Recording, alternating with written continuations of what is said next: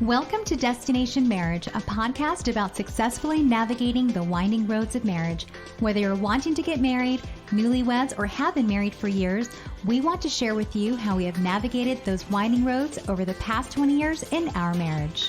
Join us on this journey as we talk about real-life experiences in marriage and what we have learned along the way. We discuss love, travel, kids, friendships, and much more, all from the perspective of our lives together. Happiness, love, grace, passion are things we all strive for in marriage, and we invite you to take this journey with us. Welcome to Destination Marriage.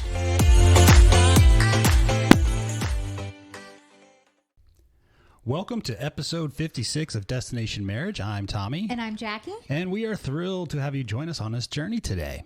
Yes. Hello, baby girl. How are you? I'm doing well. How are you? Fantastic. So today we're going to talk about a couple things, a couple recent TV shows that we watch, and we have some updates there that are very interesting. And then, so the first thing we're going to talk about is a tragic 90-Day Fiancé. You know, just, I mean, my go-to show, the show that I love so much, and it's how that's how I filter marriage, is through that show. But there's some interesting, crazy news on that. And then we just finished a really fun to watch Netflix documentary called The Tinder Swindler. We're going to break that one down. I'm glad you stumbled upon that one. That was right? A good that one. was just flipping through, just surfing Netflix. And then we're going to introduce a new kind of series we're going to be doing, and I'll kind of save it for later, but we're going to talk about some health things that we just did last week, and tell you a little bit about it. So baby, tell us about 90-Day Fiancé. What happened? Yeah, so if you guys have been listening to us for a while, I have mentioned that I thoroughly enjoy the entertainment that 90-Day Fiancé brings into my life, and I have been watching it for years. I find it, and I'm not a huge reality TV buff, but I am really into this show. You just can't write this stuff. I mean, so in the latest 90-Day Fiancé news, if you guys have been watching that show, you may know one of the previous 90-Day Fiancé characters, or I don't know what you want to call them. I mean, because it's participants. Characters is probably the best way to say it. I mean, what percentage of it's really truth, right? Shams, whatever. Geoffrey Pashcel from season 4 of 90-Day Fiancé before the 90 days. So there's obviously different 90-Day Fiancé shows. It's 90-Day Fiancé before the 90 days. He has recently, within the last few days, been sentenced to 18 years in prison. Wow. Which, when Tommy and I were talking about this, we were at dinner the other night. It was a date night, and I mentioned it to you. Hey, one of the guys from 90-Day Fiancé was just arrested or just sentenced to 18 years. And you were like, that's a long time. So what exactly did he do? Which I wanted to break down, because that's a pretty hefty. Because you told me it was for like domestic abuse. That was my original, which is correct. And I was like, 18 years. Holy crap. What did he do? Right. And I didn't know he had priors. Yeah. Because first of all, I'm thinking, if you're on this show, how are you on this show with not just like, priors, like when he was a teenager, he did something stupid. I don't know, stole a lollipop from a candy store. But this guy, he was sentenced to 18 years for prison for domestic abuse and aggravated kidnapping. And that's in addition to, this is what his most recent, I guess, crimes are. But as far as previously what he had done, he actually already had 2 federal drug charges for drug trafficking and possession with intent to sell a controlled substance. I mean, federal charges, those are much, federal typically charges. Those are 2 federal charges. Those are bigger than just state charge. Not that state charges are nothing, but, we didn't look into it. I mean, the first question in my mind is, how in the world did that guy get on the show? Exactly. Are they not vetting any of these people at all? Apparently not. Like, it's very concerning. It's a very, anytime any of us have gotten a new job, what do they do? Background check, criminal history, first thing that pops up. It's you name it. It's a very commonplace thing that they, now the only thing that could be is, sometimes you hear about these intent, possession with intent to sell, and it's like they had a bag of marijuana. Right. And because it was over a certain amount, they said, oh, well, that's, obviously you're trying to sell. I mean, I don't know. Did you look up like what the actual... It said controlled substance, so I don't know what drug it was. Maybe they did know about it, and they said, oh, well, he was going to push some oxy pills or something. Who knows? I mean, so the guy, when you watch the show, and obviously this that's good. It's just is it like, was he a cocaine kingpin, or was he like a guy that had, a gram over what was allowed? Then it kicked it up to like more charges. Yeah, something tells me he's not like the head of some big cocaine right? Okay, because he's putting himself on 90 Day Fiancé. But still, the guy's an idiot and he's a narcissist. If you already know, I've got some skeletons in my closet. Not to mention, okay, you don't go to jail for this, but he's on his 4th marriage. He's been married 4 times. Okay, unbelievable. He already has been married 4 times. So clearly, this guy already has not only a rap sheet, but he has relationship problems and issues. There's other things going on, right, behind the scenes. But when they do introduce him to the show, Geoffrey portrays himself, or they portray him to be an outdoorsy single dad, fitness buff, entrepreneur, and actor. Yeah. And he was a drug trafficker. Exactly. That was his business. Side gig. But here's the thing, which I thought was kind of juicy. I was doing some research on this guy, and get this. So in the beginning, he actually talks about it in the show that he's an actor, right? Get this. Most of the acting gigs he's actually been able to land are true crime shows. I kid you not, where he's reenacting crimes. Oh, he's like, when you see those shows and it's like a bit actor, yeah. like when it's like a B movie or B show, but like reenacting true crime. Right. Yeah. Oh my goodness. But is he really acting? No. It's like, be yourself. Okay. Okay. Easy enough. So how do they let the guy? That's dangerous. It's very dangerous. It's dangerous. Yeah. Right? And so was it an oversight? I don't know. I don't know if the budget for this TLC show, and TLC is a huge network, okay? I don't know if they throw pennies to this particular show, Could especially be, until it gets huge, maybe. I don't know. How many seasons have there been? Well, 90 Day Fiancé is the front runner of that series, or whatever you want to call it. But 90 Day Fiancé before the 90 days, I think they only have but he was 6 seasons. He was on it a long time ago.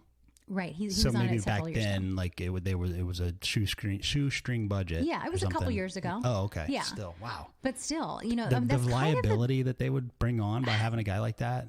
Exactly. I mean, I feel like these people are probably signing off their lives to get on the show, because you do have to apply for it. So I also think he probably wasn't really on the show to find love. He was trying to add it to his resume. Yeah, no kidding, right? Another acting gig. Actor / drug lord. Drug lord. So what about his fiance? Who was his fiance on the show? Okay, so his current fiance is still the girl from the show. She stayed with him, and she's actually living in his home, taking care of the house while he is now in jail. For 18 years. She's from Russia. Maybe it's the best case for her. I mean, but she's standing by him. She's sticking up for him. It's not like knowing full well he's not going to be around. I mean, for her, now she's been able to get, I think I looked it up to try to see how she able to get her visa, because they're not married. They're engaged. Oh, yeah. Different. She was so she doesn't have like a green card marriage yet. No. But I think she was able to get it through some type of visa lottery, it looks like. Oh, jeez. So if it may be her best case scenario. She wanted to come to the U.S., use this guy as a means to get to the U.S., Perhaps. I mean, they either want fame or they want to come to the U.S. Like, that's the only reason that they're doing this show.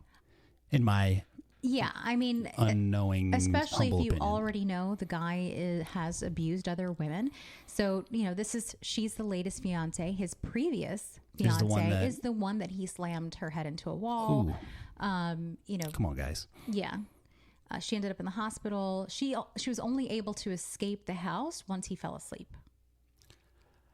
I think she's not, this Russian woman probably is not an idiot and is like, oh, well, now I don't have to like do the whole sham marriage thing. I can just live in his house. I don't have to worry about him. I don't have to worry about him being around. Yeah. So it may have worked out in her favor. I mean, I mean, that's way off the top of my head, but I mean, if I'm her, right? Mm-hmm. But what if he gets let out early? Oh man, what a scumbag. Yeah. But you know what? Shame on the show. Honestly, I think they need to start doing more thorough background checks before. That's a lot of liability. They don't want to, when keep it entertaining. When companies like corporate America finds out stuff like that, they cut that bait right away. Normally, yeah. I think they tried to remove him from reunion shows that he was supposed to be on. Well, he's not going to be on any reunion shows anytime soon. Exactly. Yeah, you're right. He is a narcissist. It goes back to the what was the we were talking about the Housewife and the Hustler episode we did. I think the fact that she went all over TV showing, hey, I got this. Look at this. Look at my closet. Look at these cars. All look the at my while home. know that they're doing Right. things behind the scenes to actually It's take just, money off the here, out of come the in and mouths film, of, you know. film the evidence. Mm-hmm. Wow. But I mean, and that guy was a lawyer, a really well-paid, high-powered lawyer, and he just let it go because I think he had that level of narcissism, and he was getting along in age. Maybe he was just like, whatever. Yeah, these people aren't complete idiots. I mean, typically they're pretty intelligent, but they're narcissistic and selfish and could really care less what they do to others, I guess. I mean, look, he's trying to still, I think on his Instagram, it's like actor, and, you know, that's what how he promotes himself and through social media. So Enough of that guy. yeah. So he's done. He will no longer be on the show, but I just thought I would throw it out there. If you're not watching 90 Day Fiancé or 90 Day Fiancé before the 90 days, you need to watch it. It is really good. But you don't need to. It's entertaining. It's entertaining. If you want something to laugh at, I seriously laugh at the show every week. What you need to watch is the Tinder Swindler. Yeah, thank you for finding that. It was totally random. I was like, oh, I'll just, find a documentary, and I watched the one on the whole biogenesis, the steroid scandal in baseball. Check that one out. I forget what it's called. It's with Anthony Bosch. Really good if you're a baseball fan. And I saw this Tinder Swindler. It was trending or whatever on Netflix. So I opened it up and I started watching it. And you were kind of... I was getting ready to go to the gym. Is that what it was? Okay. Yeah. You were in the kitchen, and I started laughing at this show as it brought up this the beginnings of it. Mm-hmm. And I was like, my first response was the same as yours. Like, what an idiot. So here's this story. It's this really well-made documentary about a guy that's from Israel who they do a nice job of sort of building it up if you don't know the story. So you don't know how it's going to end and how it's going to, they do a really nice job from a, directing standpoint or production standpoint. The narrative, how they build that up. So this guy, I forget his name, Simon, I forget the last name. He claims to be Lviv, right? Yeah. He claims to be the son of the Lviv Diamond Corporation or whatever it's called out of Israel. Yeah. And it starts out where, it's this woman from Norway or Sweden who is on Tinder swiping through, and it's kind of giving her story, who she is, her background. Mm-hmm. And she meets this guy, Simon, and, swipes left or whichever direction I think Tinder it's right. You is. swipe right if you're interested. So this woman loves Tinder. She's trying to find love on Tinder. First mistake. Second mistake, he's good looking. Mm-hmm. Or did she swipe that way because all of his pictures showed him on private jets and exotic islands, expensive stuff. So this guy immediately matches with her or whatever. She goes off on the first date after having coffee with him, agrees to get on his private plane and fly wherever they were flying in Europe. Mm-hmm. And this is all in one day. All in the same day. Yeah. Or, yes, relatively the same day, maybe the next day. And you and I were both like, what were you thinking, you moron? Like, how do you do that? Stranger danger. Here, I'm going to her leave friends, the country. Right. Even her friends were like, I'm sorry, what? Yeah. She was telling her friends, hey, I'm going on a private plane. Actually, some of the girls that responded were like, oh, send me photos. Yeah. And the others were like, that doesn't sound safe. That was like, that doesn't sound safe. Yeah. That girl was her real friend.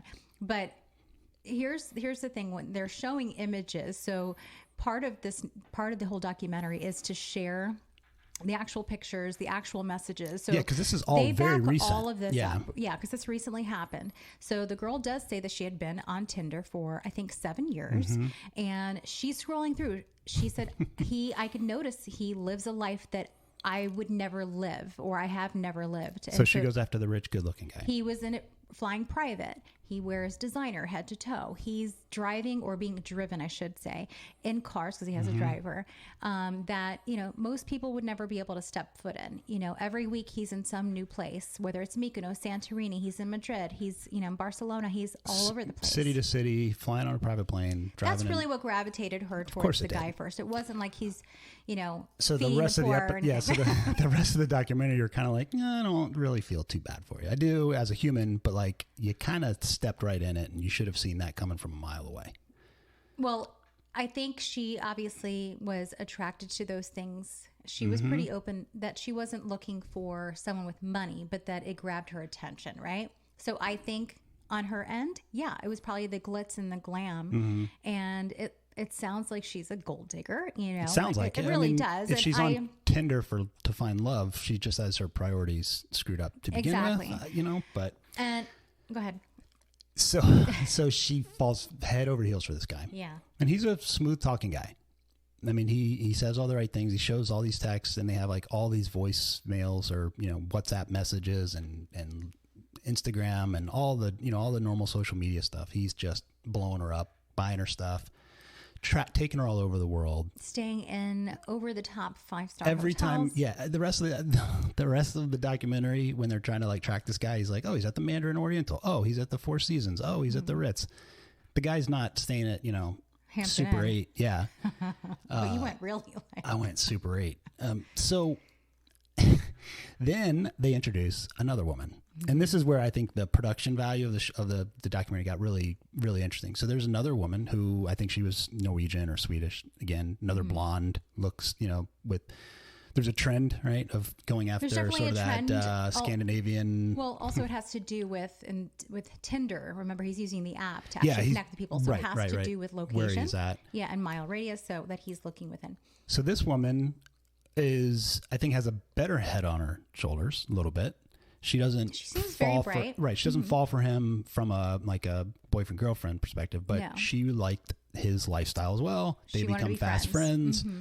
And he was actually with a girl, like a Russian model at the time, right? Yeah. So they were all friends. Again, traveling, same story. But what they did really nicely in the documentary is the first woman, he starts asking her for money, because he claims that his enemies are after him, and he shows these pictures of his bodyguard with blood all over him. Because again, he's part of a very large diamond. Right. So, the diamond industry is sketchy. It can be, there's probably all sorts of stuff we don't know. Right. Right. So that's where has these quote unquote enemies. Yeah. And because they're tracking his phone and his credit cards, he can't use them. I need you to send money. And it starts out a little bit small and then more and more and more. And what they do in the documentary is, while she's explaining, and she's showing all the texts and things that like he's sending her, requesting for money and all these reasons, and she's giving him money. She's taking out loans. She's maxing out credit cards. In the meantime, in parallel, they show this new woman all the trips that they're going on, all these trips, all these things that he's buying with her money. Right. So clearly there's a trend. Yeah. Right. So you can kind of see this from a mile away, what's going to happen in this thing. He's going to clubs. He's buying tables clubs, for tons. $2,000 tables. He's buying multiple bottles of champagne. He's buying over the top dinners, and he also has a team. He has to have a bodyguard. He has to have a driver. He has all and God forbid he wears anything that came off of a rack. Right. At Dillard's. He's wearing Gucci head to toe. So, he's keeping up with that lifestyle on her dime without her knowing. On the other blonde's dime. Right. She thinks she's helping keep him alive and safe. Right. So eventually the first woman sort of finds out. She figures it out that like this guy, because he started getting a little bit more desperate, and his tone changed. And so she started figuring out. So she started doing some research and then the other blonde started getting asked, the second woman started getting asked for money as well. Same story, almost the same pictures, a lot of the same texts. My enemies, can you just take us? So she thought she was helping out her friend. She thought she was helping out a friend. Yeah. Anyways, so again, you can clearly, and so our first thought was from the first woman. Wouldn't you think if he's quote a billionaire's son, that like that company may have some resources to help him out, like security and stuff? It's like she didn't. She just was head over heels for this guy. Nobody asked these questions. It's so weird. The other woman, she even said, she's like, I thought it was helping a friend get out of a rough situation, kind of storyline. I think she came to the conclusion. She started figuring things out faster than the first woman did, in my opinion. It seemed like it, right? She ends up talking to some journalists and figuring out this guy had all these false, false names that he went under. He was wanted in Israel, so they fly to Israel, and these journalists from Denmark or something or Finland, they're tracking this guy down. They figure out he lives in kind of the slums of Tel Aviv, or like, low rent place. And anyways, really good documentary. Yeah. And then what really caught us out of left field was they introduced a third woman. Yeah. What do you think at that point? Well, at that point, it's like, gosh, this guy, obviously he's a criminal, but I'm also thinking he's very intelligent. I mean, how smart do you have to be? Because they all did say, here's one thing. And I said at the beginning when he started texting that one girl, I said he sends that exact same message to every single girl. And guess what? The third girl and the second, a lot of the messages, his responses were identical. But the two romantic relationships, those messages, videos even, that he would send, were just saved messages that he would just send them out. Kind of like I don't know, what do you get when you get one of those letters from like a business, a form letter? Like that, he just like inserted a different name into the... Right. Yeah. But he did remember details. She did say... very smart. He would remember a lot of little things. It was very romantic, very thoughtful. So he would remember things and send her certain gifts that were in line with things that she had shared with him. I mean, that's huge. If he's juggling all of this stuff, not to mention who he's borrowing from... from where money's going here, there, like he has to keep track of all of that. It's crazy. In his mind. You're not exactly, dear diary. Right. He's too smart for that. I mean, a lot of criminals, unfortunately, are very, very smart.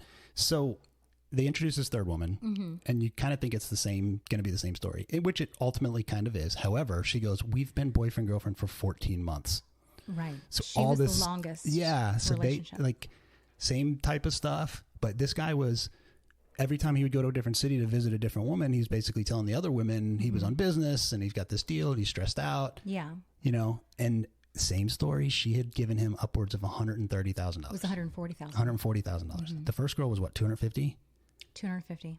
Right. Hundreds of thousands of dollars these women have given to him.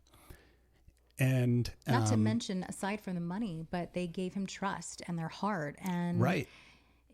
He was planning with both women through the text messages as well. It was proven that he both said he wanted to marry them and have children with them. Right. Yeah. He knew what buttons to push. So this woman, didn't figure it out at first, but as far as the documentaries goes, she kind of tells the story when she figured it out. And it was something about I think the other woman, the second woman had called her, right. Or reached out to her, or they found a connection on the credit card. It was all, it unraveled. Through the reporter.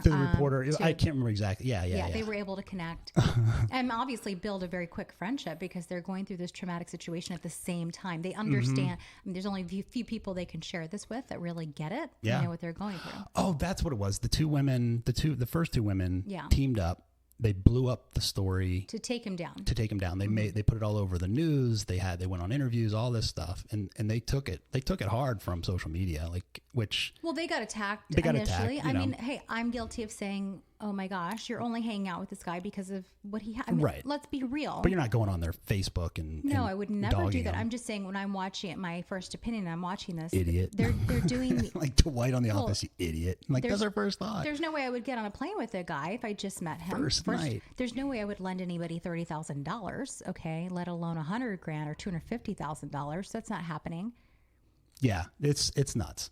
So this third woman outlines all the things that he was saying to her while also kind of pulling up the other women's message history and stuff. And it's all the same, happening in real time, just different names, different things.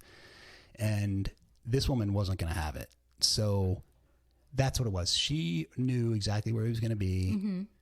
And so she started doing all this stuff to take him down, but played along the whole time. Right. So she was saying, oh, those other women, she knew about the stories in the news and all this stuff. Oh, those other women, blah, blah, blah. But in the meantime, she was planning to absolutely take him down.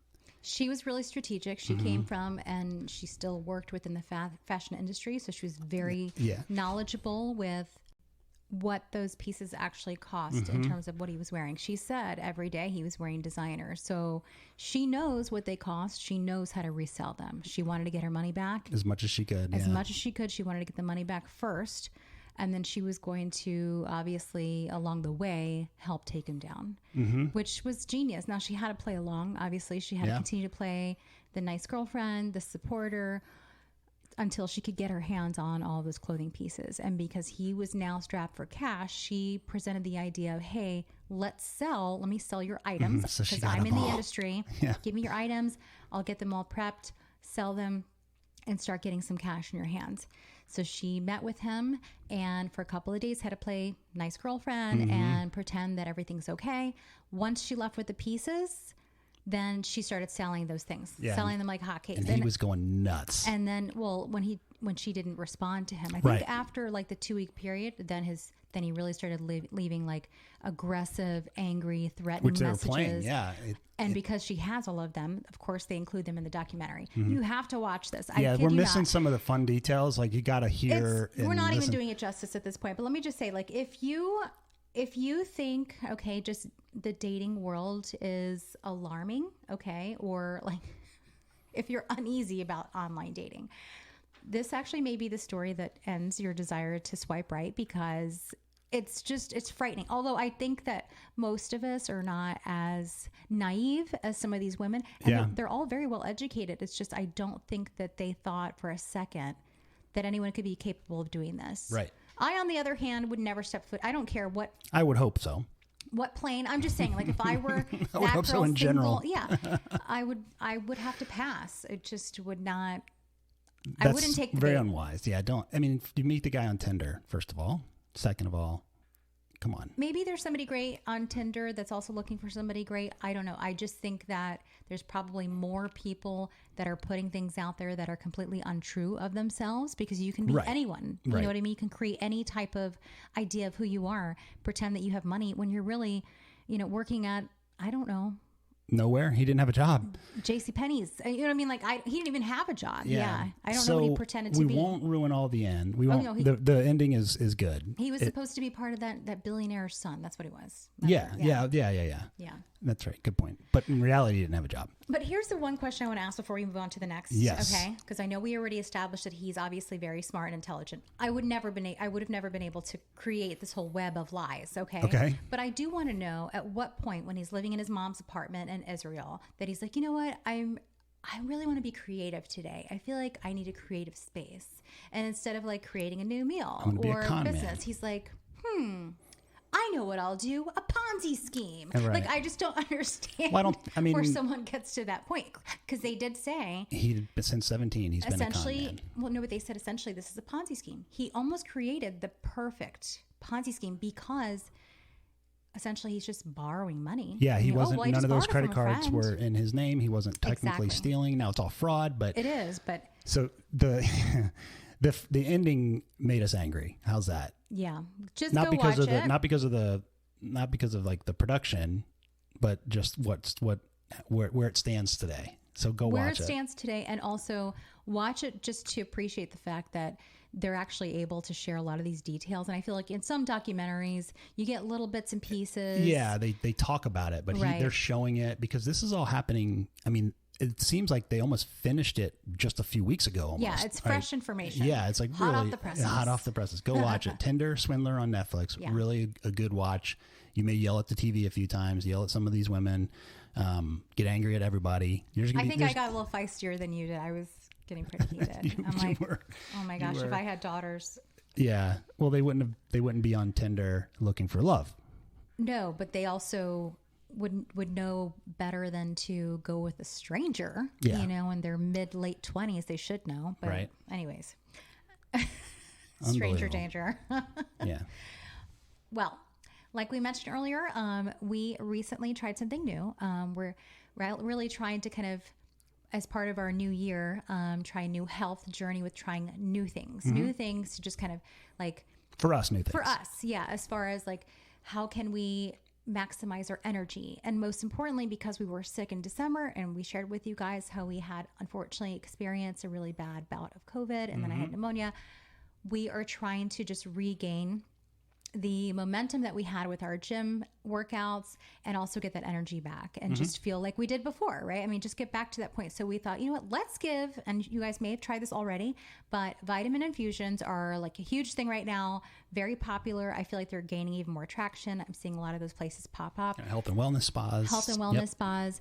But this was specific to a wellness center that is vitamin infusions. They do a hyperbaric chamber. Got a bunch of stuff. Yeah. Got a bunch of stuff. Really cool things. But we thought we'd give it a whirl. Why not? Right. So we did IV drips, vitamin infusion IV drips last week. And we wanted to kind of see how we felt. Right. Yeah. So we did. There's a well-known, it's called the Myers cocktail. It's a mix of vitamins, vitamin C, zinc. There's a bunch of stuff in there. All healthy stuff, right? Not cheap. So our goal was to say, okay, well, is it ultimately, do we feel better? And if we do, was it worth it? Yeah. Right. And then we'd share it on the podcast. And now we plan to do a lot of these. And so we're really excited to do a bunch of these this year and then just tell you our experience and take it for what it's worth as, hopefully get some positive information out of it, because there's a lot of marketing materials about a lot of these things. So, yeah, and sometimes you don't really know until you know somebody who's tried it. Right. And so me coming from sort of I've been in the healthcare sales world for a long time, so I always look for clinical data, right? It's just how it's been trained in me to really, don't just take marketing. Anybody can say something. To right? research that first. Yeah. And first, I'll just say, what was your take? How did you feel? My experience. Well, the first day I had asked the nurse when she actually had given me the IV, or when we were starting it. I asked her, when will I actually feel a difference? Because I thought, when it's done, I'm going to jump out of my chair and feel amazing. Right. And she said, you know what, give it 24 hours. So I did, patiently waiting. 24 hours came and went. And here's what I felt. Okay, first off, I slept solid that first night. Okay. I do think I've been sleeping very, very well, or at least the first 2 days. I mean, boom, fell asleep, stayed asleep. My eyes felt brighter. I did feel like, when you're in need of glasses and you're just going about life, not able to read. Okay, I honestly felt like somebody changed the lens and I was able to see clearly. Those are the two things that I felt. And my eyes still feel brighter, but I don't feel this crazy amount of energy. Right. I felt better the next morning. I'll admit it. I did. I felt better. So it got us to thinking, all right, well, then is it worth it? Right. And so, it's not cheap, anywhere from $150 to $300, some of the ones that they offer. Yeah. So we went middle of the road. And the Myers cocktail is one of these ones it's out there. Yeah. So I looked up, what does the data say? What does the science actually say? Take away the marketing fluff, and what does it say? And there's really no clinical studies that show that it works, right? Now, the difference is, when I was reading quite a bit about it, it depends on what your perspective is and what's your starting point. So it's vitamin infusions and IV drips are crucial for if there's a deficit. When you go to the hospital and you have, some sort of sickness, IV drips that's what is given all the time.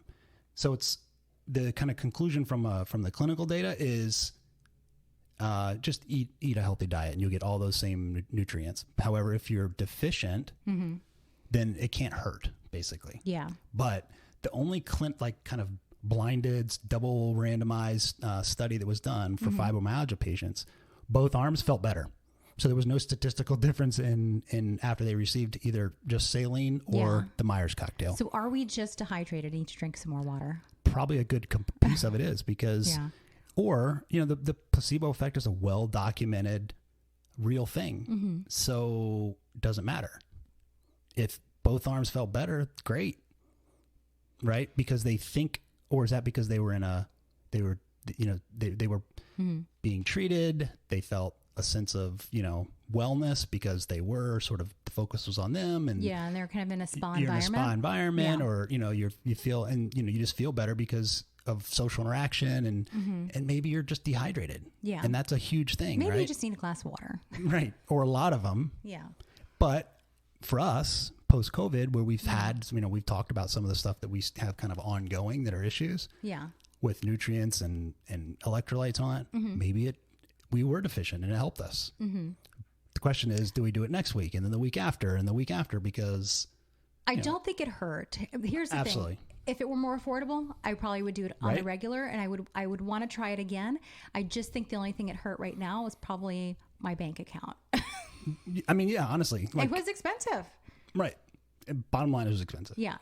fun. It was a nice, I mean, we enjoyed the time. It's like, you're fun. You're sitting there together, you're hanging out, like it's kind of like a date. It was like a date and it was fun. I'm glad we tried it. I just don't know if I would go tell everybody that I know, hey, you've got to try this new thing. If you want to drop $200, this is the best way you could spend $200. Exactly. The question is, it kind of goes back to, some broccoli and some spinach and some kale, it gets us all those same things for $10. Mm-hmm. Yeah. But you got to cook it and you got to make it and you got to eat it and all that stuff. I mean, I do like the ease of it. I do like the fact that, my eyes did feel brighter and more alert. Mm-hmm. I just don't feel a surge of energy in my body altogether. Not I'm for the still cost. kind of getting that afternoon malaise for the cost. Now, it could be because I'm so depleted of certain vitamins right now after being sick for such a long time, and I was sick longer, that maybe it would take another one or maybe two more. I'm sure they would love to sell me more. Right. But I don't know until I try it. I just feel at this first round, I don't feel incredibly different that I would tell everybody, hey, you need to run out and try this. Yeah, I agree. But it is fun and we felt better.